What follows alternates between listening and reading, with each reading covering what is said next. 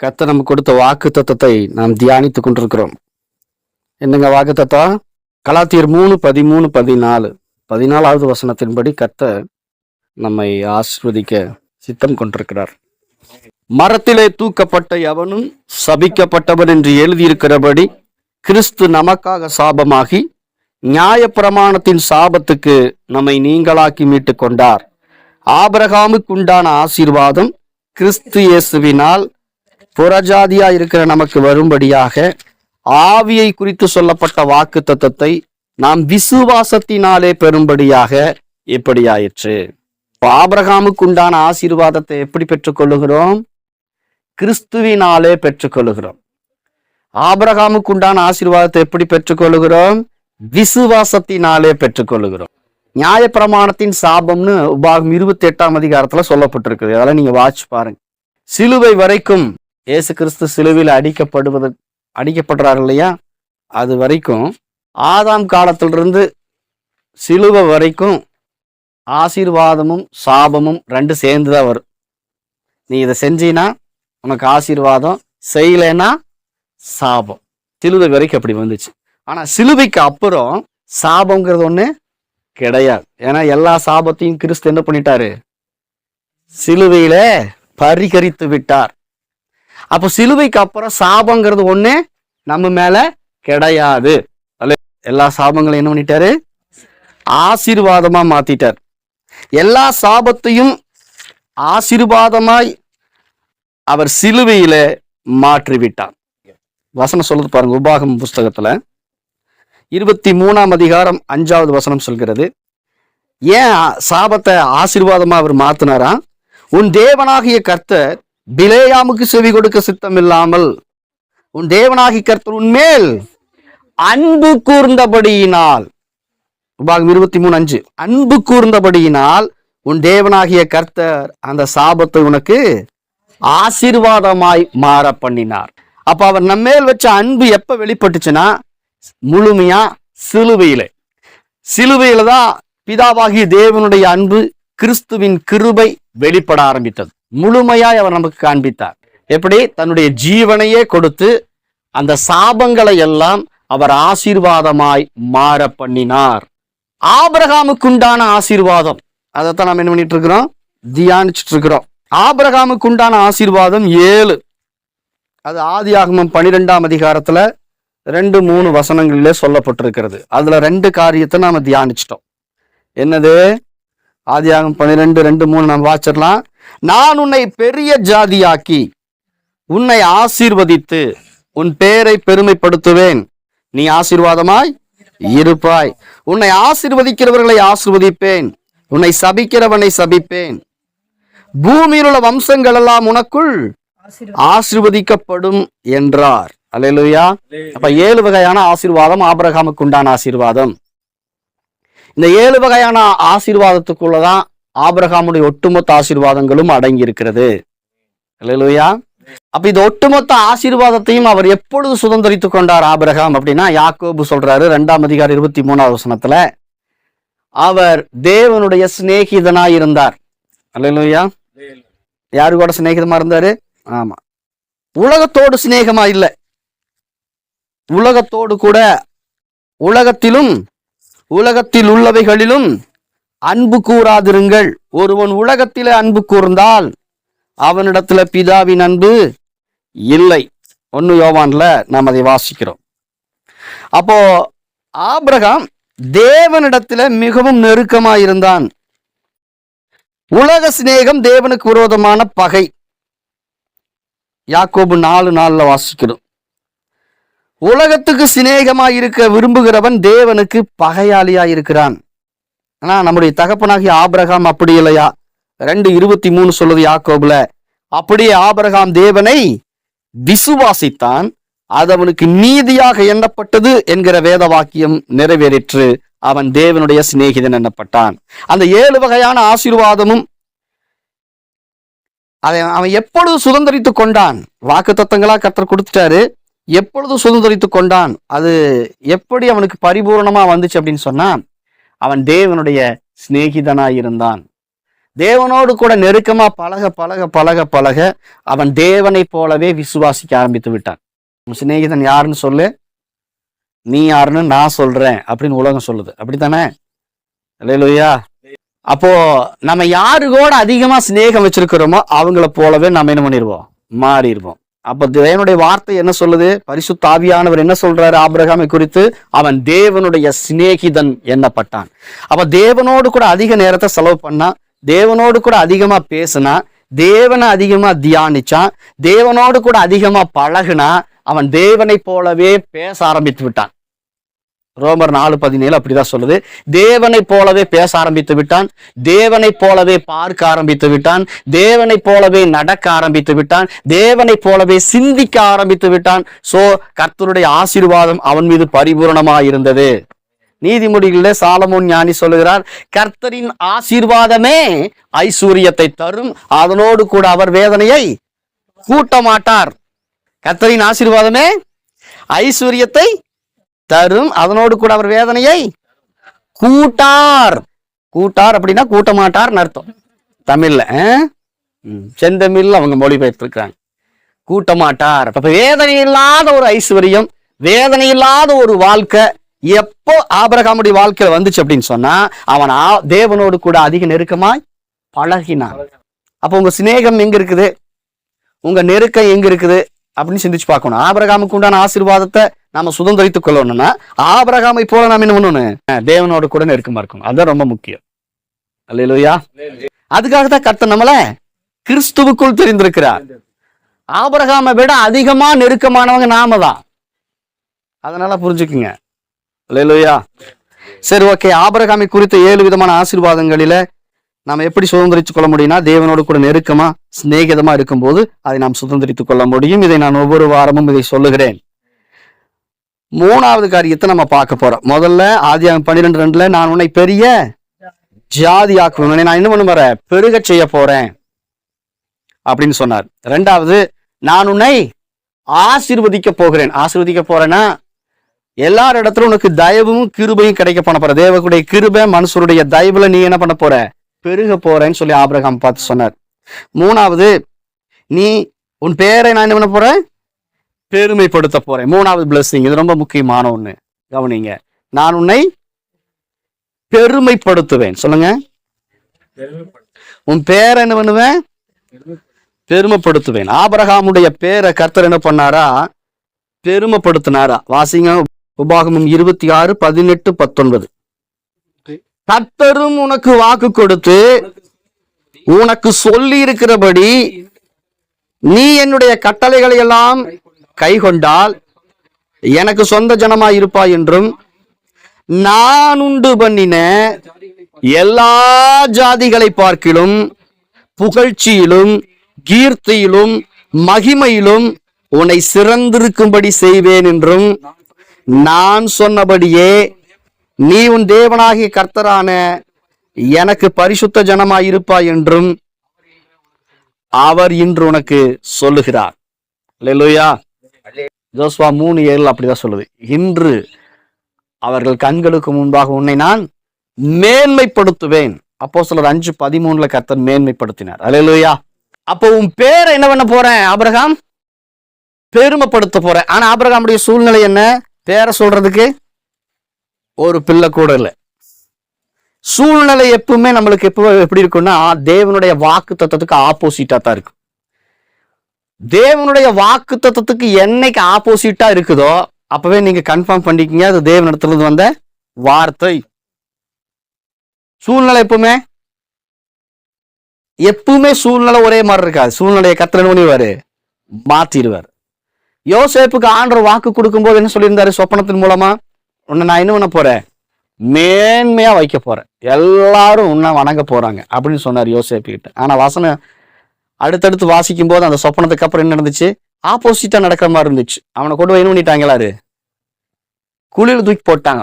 இவன் தான் எல்லாருடைய காலில் என்ன பண்றான், என்னை காப்பாத்துங்க, என்னை காப்பாத்துங்க, என்னை விட்டுறாதீங்க அப்படின்னு சொல்லி விழுகிறான். சூழ்நிலை எப்படி இருக்குது, அவன் கண்ட சொப்பனத்துக்கும் தேவன் கொடுத்த வாக்கு தத்துவத்துக்கு ஆப்போசிட்டா இருக்கு. அல்லேலூயா. அது மாதிரிதான் ஆபிரகாமுடைய வாழ்க்கையில எல்லாம் ஆப்போசிட்டா இருந்துச்சு. ஆனா ஆப்போசிட்டா இருக்கிற அந்த சூழ்நிலையில கர்த்தர் அவனுக்கு கொடுத்த வாக்கு தத்தத்தை அவன் உறுதியா நம்பினான், விசுவாசித்தான். யாக்கோபு 2:23 தேவனை ஆபிரகாம் விசுவாசித்தான். சூழ்நிலை எப்படி வேணாலும் இருக்கலாம் ஆண்டவரே, ஆனா நீர் வாக்கு மாறாதவர். அல்லேலூயா. நீர் எனக்கு சொன்னதை செய்வீங்க. அடிக்கடி சொல்றது பாரு, நான் உனக்கு வாக்கு கொடுத்தல அது மாதிரி நான் செய்வேன் அப்படின்னு சொல்றாரு. நான் சொன்னதுதான். தேவனுடைய வாக்கு என்னைக்குமே மாறாது. அதை ஆபிரகாம் உறுதியாய் விசுவாசித்தான். அல்லேலூயா. இப்படி உறுதியா விசுவாசிக்கணும். இருதயம் உறுதியா இருக்கணுமா? சங்கீதம் 112 சொல்லுது, அவன் இருதயம் உறுதியா இருக்கும். எப்போ தெரியுமா அவனுடைய இருதயம் உறுதியா இருக்கும்? வாசிங்க சங்கீதம் 112. தினமும் என் பிள்ளைகள் அதை வாசிக்கிறாங்க. சங்கீதம் 112 வாசிங்க.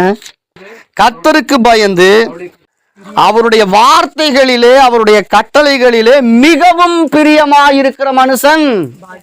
இந்த வசனத்தை நான் கொஞ்சம் தப்பா சொல்லிட்டேன். கர்த்தருடைய கட்டளையில் பிரியமா இருக்கிற மனுஷன் பாக்கியவான் சொன்னோன்னே ஜான் என்ன சொல்றான்னா, இல்ல மிகவும் பிரியமா இருக்கிற மனுஷன். அப்படித்தான் நான் வாசிச்சேங்கிறான். அல்லேலூயா. மிகவும் பிரியமா இருக்கிறதுங்கிறது வேற, மிகவும் பிரியமா இருக்கிறதுங்கிறது வேற. நான் அவனை நேசிக்கிறேன் அப்படிங்கிறது வேற, அன்கண்டிஷனலா அவனை நான் நேசிக்கிறேன். அன்கண்டிஷனல் லவ் அன்லிமிட்டெட் பவர்பாங்க. வரம்பு இல்லாம நேசிக்கிறது. வரம்பு இல்லாம நேசிக்கிறது அப்படின்னா வெறித்தனமா நேசிக்கிறது. அல்லேலூயா. இப்படி என் உசுரதோட என்ன கொடுத்துருவேன். அந்த மாதிரி நேசிக்கிற நேசம் தேவன் விரும்புகிற நேசம். அல்லேலூயா. அவர் நம்மளை வெறித்தனமா நேசிச்சார் சிலுவையில. அதனாலதான் என்ன பண்ணாரு? கடைசி ரத்தத்தையும் ஊற்றி கொடுத்தார். அல்லேலூயா. அப்ப தேவனுடைய வார்த்தையில வெறித்தனமா இருக்கணும். எதுலயோ வெறித்தனமா இருக்கிறோம். தேவனுடைய வார்த்தையில வெறித்தனம் வர மாட்டேன். எதுல வெறித்தனம் இருக்கணுமா? கர்த்தருடைய வார்த்தைகளிலே மிகவும் வெறித்தனமா இருக்க வேண்டும். இந்த பாஷையில் சொன்னதான் உங்களுக்கு. இல்லையா? எதுலையோ நாங்க வெறித்தனமா இருப்போம், வைராக்கியமா இருப்போம், கடைசியில் ஒண்ணுமில்லாம போயிடுவோம். தேவனுடைய வார்த்தையில வெறித்தனமா இருந்தவருடைய பரிசுத்தவான்களுடைய வாழ்க்கையை பாருங்க. கர்த்தர் அவர்களை மேன்மையாய் கொண்டு போய் வைத்திருக்கிறார். அல்லேலூயா.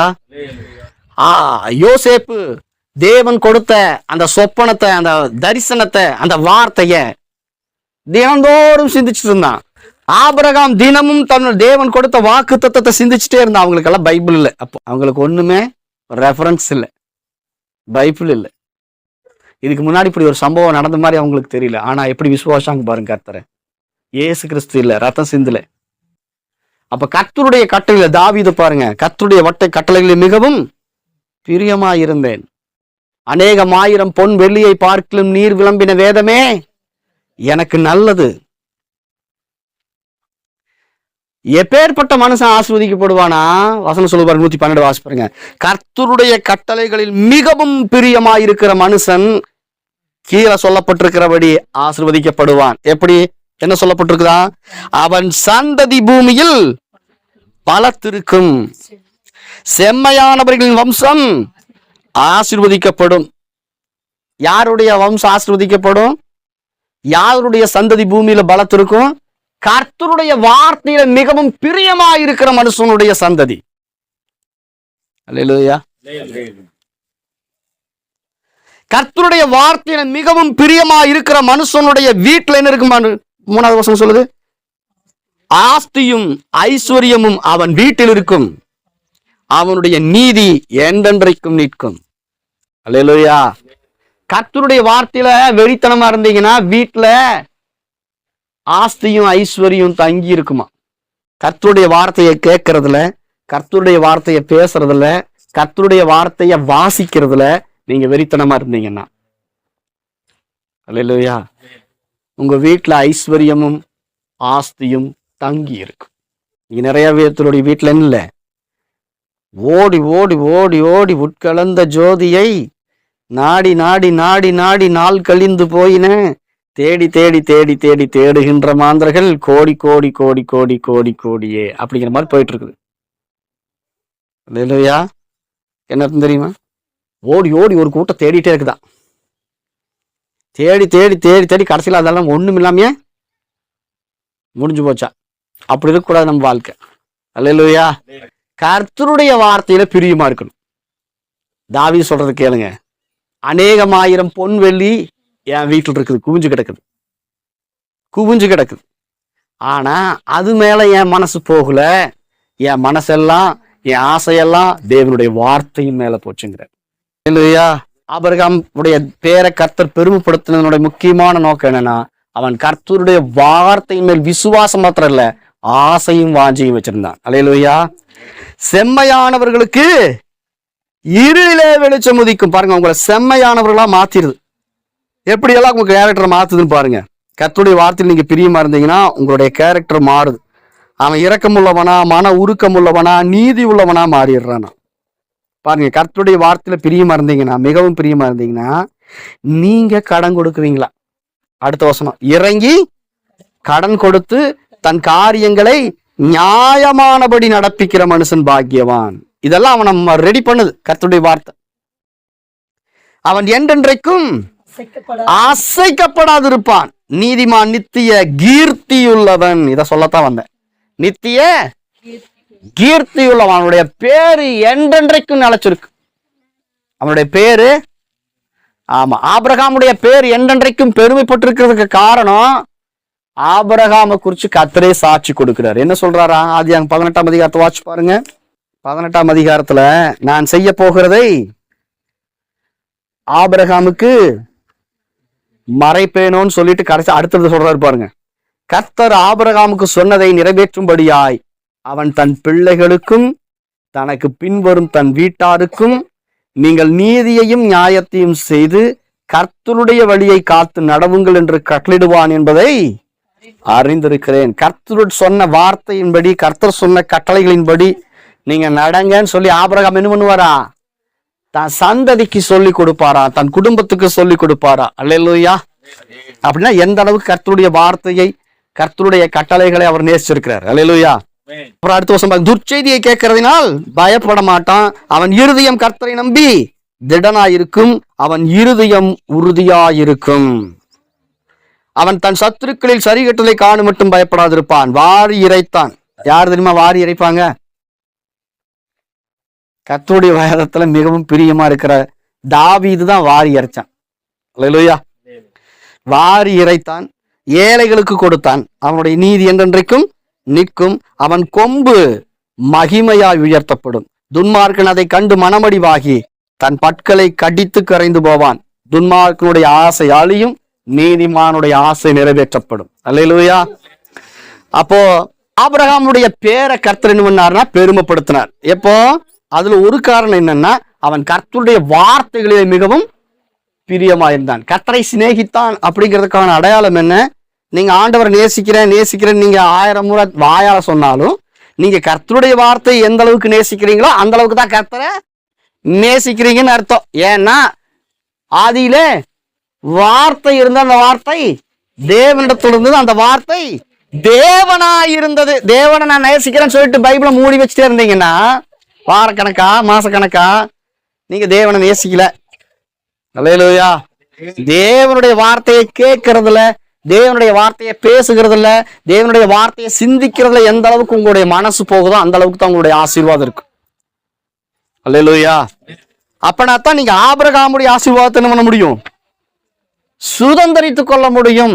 இலவசமா இயேசு என்ன பண்ணிட்டார்? சிலுவையில நம்மளுக்கு ஆபிரகாமுடைய ஆசீர்வாதத்தை கொடுத்துட்டார். எல்லாமே இருக்குது. குக்கர்ல பிரியாணி எல்லாம் இருக்குது, எல்லாம் செஞ்சு கொடுத்துட்டார். நீங்க என்ன பண்ண முடியுதுல? குக்கரவே கழட்ட முடியல. குக்கரை என்ன பண்ண முடியல? கழட்ட முடியல. ஆனா பிரியாணி உள்ள இருக்குது. பிரியாணி உள்ள இருக்குது. எல்லாமே ஏசு என்ன பண்ணிட்டார்? சிலுவையில செஞ்சு முடிச்சிட்டாரு. எல்லாமே இருக்குது. நீங்க என்ன பண்ண முடியல? இன்னுமே குக்கரவே கழட்ட முடியல. அப்புறம் எப்படி சாப்பிடுறது? குக்கர் எப்படி கழட்டுறங்கிறத சொல்லி கொடுத்துட்டு இருக்கிறேன். அல்லேலூயா. ஆபிரகாம் உடைய பேர் பெருமைப்படுத்தப்பட்டது. அல்லேலூயா சொல்லுங்க. எப்படி பெருமைப்படுத்தப்பட்டுச்சு தெரியுமா? சர்வ அதிகாரியா, அப்ப இருக்கிற தேசங்களுக்கெல்லாம் பெரிய ராஜாவா இருந்தது பார்வோன். யாருது? பார்வோன் வரைக்கும் ஆபிரகாமுடைய பேர் கொடி கட்டி பறந்தது. அல்லேலூயா. எல்லா ராஜாக்களும் வந்து ஆபிரகாம் கிட்ட வந்து கடன் வாங்கினாங்க. அப்படின்னா நாடோடியா தெரிஞ்சிட்டு இருந்த ஒரு மனுஷனுடைய வாழ்க்கையில கர்த்தர் எந்த அளவுக்கு அவனுடைய பேரை பெருமைப்படுத்தி வச்சிருக்காருன்னு பாருங்க. அவங்க சொல்றாங்க என்ன சொல்றாங்க, ஆதியாகமம் ஆபிரகாமை பார்த்து என்ன சொல்றாங்க, 23ஆம் அதிகாரத்துல 5-6 வசனங்களை வாசிச்சோம்னா அந்த கானான் தேசத்துல இருக்கிற ராஜாக்கள் என்ன சொல்றாங்கன்னு பாருங்க. ஆதியாகமம் 23:5-6. அதற்கு ஏத்தின் புத்திரர் ஆபிரகாமுக்கு பிரதியுத்தரமாக, எங்கள் ஆண்டவனே, என்னது இவர் எப்படி வந்தவர் உள்ள அந்த நாட்டுக்குள்ள, நாடோடியா ஆடு மாடுகளை ஓட்டிட்டு வந்தாரு. அங்க இருக்கிற ராஜாக்கள் என்ன பண்றாங்க, ஆபிரகாம் பார்த்து, நீ நாடோடி இல்லப்பா, எங்களை ஆள வந்த ராஜா அப்படிங்கிறாங்க.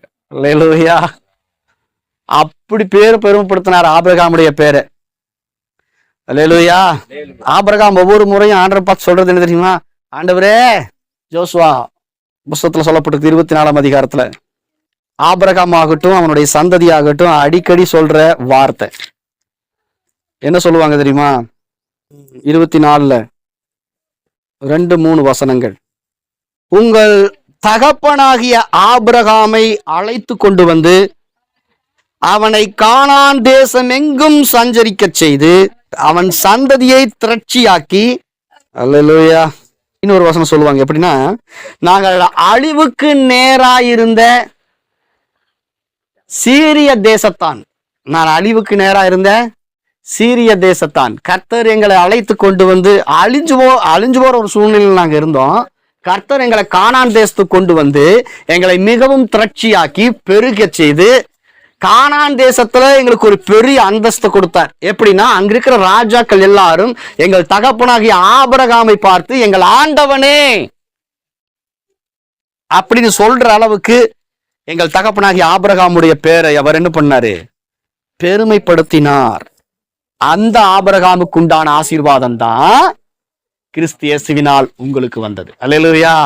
ஒவ்வொரு முறை நீ எப்படி கன்வர்ஸ் பண்ணணும்னு சொன்ன, நான் உன்னை பெரிய ஜாதி ஆக்குவேன் என்று ஆபிரகாமுக்கு நீர் சொன்னீர் ஆண்டவரே, அவனை அந்த பிரகாரமாகவே பெரிய ஜாதி ஆக்கினீர். அந்த ஆசீர்வாதம் கிறிஸ்து இயேசுவினால் எனக்கு வந்தது. அதை சிலுவையிலேயே சம்பாதித்து கொடுத்தார். இது சொல்லலாமா சொல்லக்கூடாதா? சொல்லாதான் சுதந்திரிக்க முடியும். கர்த்தர் என் எஜமானை மிகவும் ஆசீர்வதித்திருக்கிறார் சொல்றார் பாருங்க. 24ஆம் அதிகாரத்துல 35ஆவது வசனத்துல எலையேசர் சொல்றார் பாருங்க. எல்லா ராஜாக்களும் ஆபிரகாம் என்ன சொல்றாங்க, என் ஆண்டவனே. சொல்லுங்க. அது முடிச்சிடலாம், அதுக்கப்புறம் இதுக்கு வரலாம். 23:6, எங்கள் ஆண்டவனே, நாங்கள் சொல்லுகிறதை கேளும், எங்களுக்குள்ளே நீர் மகா பிரபு. என்னது, தர்ம பிரபு இல்ல, மகா பிரபுன்னு என்ன அர்த்தம்? மகா பிரபு அப்படின்னு சொன்னா ராஜாதி ராஜான்னு அர்த்தம். King of king. ராஜாக்களுக்கெல்லாம் ராஜா நீங்க தான், எங்க ஆண்டவனே நீங்க தான் சொன்னார். யார பார்த்து என்ன சொன்னாரு அழைக்கும் போது ஆபிரகாம, நான் உன் பேரை பெருமைப்படுத்துவேன். எங்க? ராஜாக்கள் மத்தியில. யார் மத்தியில? ராஜாக்கள் மத்தியில. அவங்க முன்னாடி நிறுத்தி அவங்க உன்னை பார்த்து சொல்லுவாங்க. நீயா சொல்லிக்க மாட்டேன் நான் ராஜா, அவங்க உன்னை பார்த்து சொல்லுவாங்க. என்ன சொல்லுவாங்க? ராஜாக்களுக்கெல்லாம் ராஜா நீர் தான். கானானுக்குள்ள என்டர் ஆகும் போது நாடோடி தானே. லோத்தை பார்த்து சொன்னாங்க சோதோம் கொமோராவுல. என்ன சொன்னாங்க தெரியுமா? லோத்தை பார்த்து அங்க இருக்கிற ராஜாக்கள் ஜனங்கள் எல்லாம் பஞ்சம் பிழைக்க வந்த பரதேசியேன்னு சொன்னாங்க. ஆனா ஆபிரகாமை பார்த்து எவனும் அப்படி சொல்லல. அல்லேலூயா. என்ன சொன்னாங்க தெரியுமா? எங்களுக்குள்ளே நீர் மகா பிரபு. லோத்து ஆபிரகாம் இருக்கிற வரைக்கும் அவனுடைய பேர் புகழ் பெற்று விளங்குச்சு. லோத்து ஆபிரகாம் விட்டு பிரிஞ்ச உடனே அவனுடைய எல்லாமே மங்க ஆரம்பிச்சது, குறைய ஆரம்பிச்சது. ஆபிரகாமன் என்ன? விசுவாசம். ஆபிரகாமன் என்ன? தேவனுடைய சிநேகிதம்.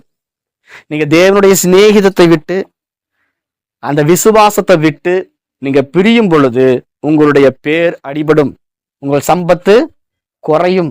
சோதோம் கொமோராவை நோக்கி நீங்கள் பயணிக்க ஆரம்பித்து விடுவீர்கள். ஆனால் ஆபிரகாம் தேவனுடைய சிநேகிதன். கர்த்தரே சொல்றார் ஏசாயா 41ஆம் அதிகாரத்துல 8-9 வசனங்கள்ல சொல்றார், என் சிநேகிதனான ஆபிரகாமின் சந்ததியை. அப்ப தேவனுடைய சிநேகிதத்துக்கும் உங்கள் பேர் பெருமைப்படுவதற்கும் சம்பந்தம் இருக்கிறது. அது உங்கள் தகப்பனாகிய ஆபிரகாமுடைய வாழ்க்கையிலே நீங்கள் அதை கற்றுக்கொள்கிறீர்கள். அப்போ ராஜாக்களுக்குள்ளே பேர் பெற்றவனாய் கர்த்தர் ஆபிரகாமை உயர்த்தினார். எல்லா ராஜாக்களும் வந்து ஆபிரகாமை பார்த்து என்ன சொன்னாங்கன்னா, நீர் கர்த்தரால் ஆசீர்வதிக்கப்பட்டவர், நீர் கர்த்தரால் ஆசீர்வதிக்கப்பட்டவர். அப்போ ஆபிரகாமுடைய பேர் மகிமைப்படும் போது கர்த்தருடைய நாமம் அங்கே மகிமைப்படுகிறது. உங்க பேரை கர்த்தர் பெருமைப்படுத்தி மகிமை அடைவார். உங்க பேர் பெருமை அடையும் போது அவர் மகிமைப்படுறாரா? அப்ப அந்த அளவுக்கு கர்த்தர் உங்களுடைய பேரை பெருமைப்படுத்தணும்னா நீங்க இதை என்ன பண்ணணும்? உரிமை பாராட்டணும். எப்படி உரிமை பாராட்டணும்? இந்த ஆசீர்வாதத்துக்காகத்தான் இயேசு சிலுவையில் என்ன பண்ணார்? எனக்காக சாபமானார், அந்த கேடடைந்தார். நீ பெருமை அடையணுங்கிறதுக்காக அவர் சிறுமை அடைந்தார். உன் பேரை பெருமைப்படுத்தணுங்கிறதுக்காக அவர் தன்னுடைய பேரை என்ன பண்ணாரு? சிறுமைப்படுத்த ஒப்பு கொடுத்தார். பாருங்க, 24ஆம் அதிகாரம் 35வது வசனத்துல ஆபிரகாமுடைய வேலைக்காரன் சொல்றான் பாருங்க, என்ன சொல்றான்னு பாருங்க. கர்த்தர் என் எஜமானை மிகவும் ஆசீர்வதித்திருக்கிறார். எந்த அளவுக்கு தேவனோடு கூட நெருங்கிடலாம் அந்த அளவுக்கு ஆசீர்வாதம் சுதந்திரித்துக் கொள்ள முடியும். கர்த்தர் என் எஜமானை மிகவும் ஆசீர்வதித்திருக்கிறார், அவர் சீமானாயிருக்கிறார். அவர் எப்படி இருக்கிறாரு? யார் சொல்றா?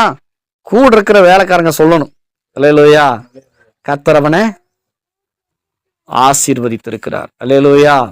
ஒரு ஊழியக்காரர் சொன்னார், எங்க ஒரு ஃபங்க்ஷன்ல நிறைய ஊழியக்காரர்களை கூப்பிட்டு என்னையும் கூப்பிட்டு அதுல முக்கியமான ஒரு ஊழியக்காரரை பார்த்து கர்த்தர் இம்மானுவேலை ஆசீர்வதித்திருக்கிறார் அப்படின்னு சொன்னார். ஏன்னு சொன்னார் எனக்கு தெரியும். அல்லேலூயா. இன்னும் அந்த அளவுக்கு நான் இன்னும் ரீச் ஆகலையா ஆண்டவரே? இல்ல, முதல்ல வார்த்தைகளை வாங்கு. கர்த்தர் இவரை ஆசீர்வதிக்கிறார் பாஸ்டர். ஏன் அந்த வார்த்தை அவங்க வாயிலிருந்து வந்துச்சுன்னா, நான் இந்த வார்த்தையை வாயில வச்சிருந்தேன். கர்த்தர் ஆபிரகாமை ஆசீர்வதித்திருக்கிறார், கர்த்தர் ஆபிரகாமை ஆசீர்வதித்திருக்கிறார், அவனை சீமானாக்கி இருக்கிறார், அவருக்கு ஆடு மாடுகளையும் வெள்ளியையும் பொன்னையும் வேலைக்காரரையும் வேலைக்காரிகளையும் ஒட்டகங்களையும் கழுதைகளையும் கொடுத்திருக்கிறார். இதெல்லாம் யார் கொடுத்தது? கர்த்தர் கொடுத்திருக்கிறார். அப்போ உங்க பேரை பெருமைப்படுத்தி உங்களை ஆசீர்வதிக்கிறதுக்காகத்தான் இயேசு சிலுவையில சாபமானார். அல்லேலூயா. ஆபிரகாம் அனுபவிச்ச எல்லா ஆசீர்வாதங்களையும் நீங்களும் அனுபவிக்கணுங்கிறதுக்காகத்தான் கிறிஸ்து என்ன பண்ணார்? சிலுவையில மரித்து அந்த ஆபிரகாமுக்கு உண்டான ஆசீர்வாதத்தை நீங்கள் பெற்றுக்கொள்ளும்படி செய்தார். இப்ப எல்லாமே ஆவிக்குள்ள வந்துருச்சு. இந்த வார்த்தையை நீங்க கேட்கும் போது உங்களுடைய ஆவியில என்ன ஆயிடுச்சு? இதெல்லாம் ஸ்டோர் ஆயிடுச்சு. இந்த ஆவியில இருந்து அடுத்த ஆத்துமாவுக்கு வரணும். சோறு தின்னீங்கன்னா முதல்ல என்ன ஆகு? வாய்க்குள்ள போகும். அதுக்கப்புறம் உள்ள போய் சிறு குடல் பெருகுடல் எல்லாம் போய்த்தா ஜீரணமாகி சக்தியா மாறு, குளுக்கோஸா மாறி உடம்புக்கு என்ன ஆகுது? எல்லா எனர்ஜியும் கொடுக்குது. அது மாதிரிதான் தேவனுடைய வார்த்தைய உங்க ஆவிக்குள்ள பரிசுத்த ஆவியானவர் வைக்கிறாரு. நீங்க என்ன பண்ணணும்? அதை எடுத்து சிந்தைக்குள்ள கொண்டு வந்து அதை சிந்திக்கணும். சிந்திக்க சிந்திக்க சிந்திக்க சிந்திக்க சிந்திக்க சிந்திக்க அது சரீரத்துல என்ன ஆயிரும்? வெளிப்பட ஆரம்பிச்சிடும். வார்த்தை கண்டிப்பா மாம்சமா மாறும். அப்ப கர்த்தர் ஆபிரகாமுடைய பேர் என்ன பண்ணிருக்கிறாரு? பெருமைப்படுத்திக்கிறார். ராஜாக்கள் மத்தியிலே பெருமைப்படுத்தினார், சத்துருக்கள் மத்தியிலே பெருமைப்படுத்தினார். ரொம்ப முக்கியம். அல்லேலூயா. ஆதியாகமம் 14ஆம் அதிகாரத்துல 5 ராஜாக்களுக்கும் 4 ராஜாக்களுக்கும் சண்டை வந்துச்சு. இந்த 4 ராஜாக்கள் 5 ராஜாக்கள் என்ன பண்ணாங்க? துரத்தி அடிச்சுட்டாங்க. அதுல சோதோம் கொமோரா ராஜாவுன்னு ஒருத்தர் இருந்தான். அவன் லோத் அங்கதான் அவன் குடியிருந்தான். அவனையும் சிறை கொண்டு போயிட்டாங்க. அப்ப சத்துருக்களை முறியடித்தார் ஆபிரகாம். அல்லேலூயா. முறியடித்து சத்துருக்கள் மத்தியில கர்த்தர் என்ன பண்ணாரு? ஆபிரகாமுடைய பேரை உயர்த்தினார். கவனிங்க, கர்த்தர் ஆபிரகாமை ராஜாக்கள் மத்தியில வைத்து ராஜாதி ராஜா என்று சொல்ல வைத்தார். அல்லேலூயா. கர்த்தர் பரிசுத்தவான்கள் எல்லாரும் மத்தியில நிறுத்தி எல்லா பரிசுத்தவான்களையும் பார்த்து இவன் தான் உங்களுக்கு அப்பான்னு சொன்னார். கையை தட்டுங்க. எல்லாம் எலியாவை பார்த்து சொன்னார், மோசையை பார்த்து சொன்னார், உங்க அப்பா இவருதான். பெருமைப்படுத்தினார். அல்லேலூயா. எல்லா தேச மக்களும் ஆபிரகாமை பார்த்து எங்கள் தகப்பன் என்று சொல்லுகிறார்கள். பெருமைப்படுத்தினார். அல்லேலூயா.